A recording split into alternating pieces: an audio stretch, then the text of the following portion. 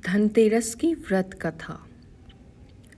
कहा जाता है कि एक समय भगवान विष्णु मृत्युलोक में विचरण करने के लिए आ रहे थे। तब लक्ष्मी जी ने उनसे भी साथ चलने का आग्रह किया।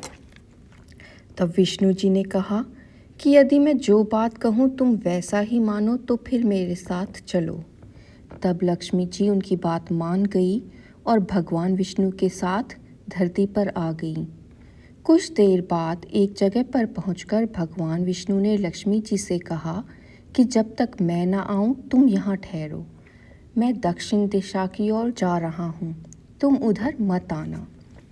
विष्णु जी के जाने पर लक्ष्मी के मन में कौतूहल जागा कि आखिर दक्षिण दिशा में ऐसा क्या रहस्य है जो भगवान विष्णु ने मुझे वहाँ जाने से मना किया और स्वयं चले गए।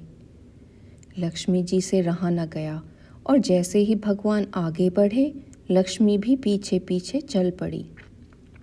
कुछ ही आगे जाने पर उन्हें सरसों का एक खेत दिखाई दिया जिसमें बहुत सारे सुंदर फूल खिले हुए थे।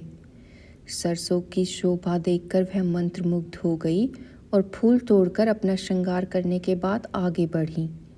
आगे जाने पर एक गन्ने के खेत से लक्ष्मी जी गन्ने तोड़कर रस चूसने लगी।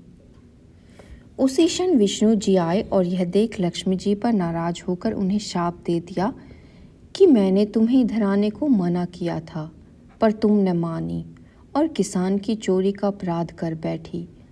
अब तुम इस अपराध के जुर्म में इस किसान की 12 वर्ष तक सेवा करो। ऐसा कहकर भगवान उन्हें छोड़कर क्षीर सागर चले गए। तब लक्ष्मी जी उस गरीब किसान के घर रहने लगी। एक दिन लक्ष्मी जी ने उस किसान की पत्नी से कहा कि तुम स्नान कर पहले मेरी बनाई गई इस देवी लक्ष्मी का पूजन करो, फिर रसोई बनाना, तब तुम जो मांगोगी मिलेगा। किसान की पत्नी ने ऐसा ही किया। पूजा के प्रभाव और लक्ष्मी की कृपा से किसान का घर दूसरे ही दिन से अन्न, धन और सोने आदि से भर गया। लक्ष्मी ने किसान को धन धान्य से पूर्ण कर दिया। किसान के 12 वर्ष बड़े ही आनंद से कट गए। फिर 12 वर्ष के बाद लक्ष्मी जी जाने को तैयार हुईं।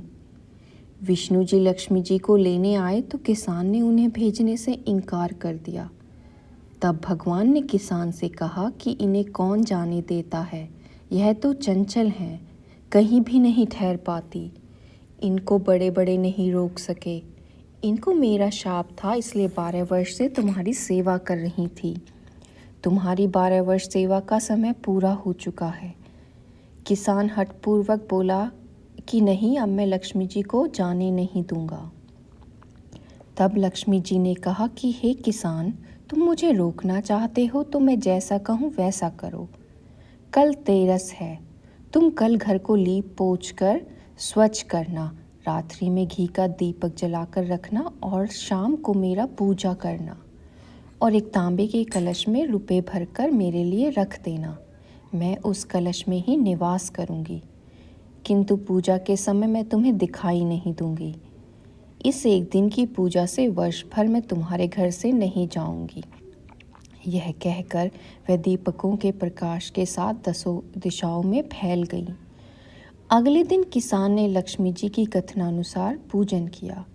उसका घर धन धान्य से पूर्ण हो गया।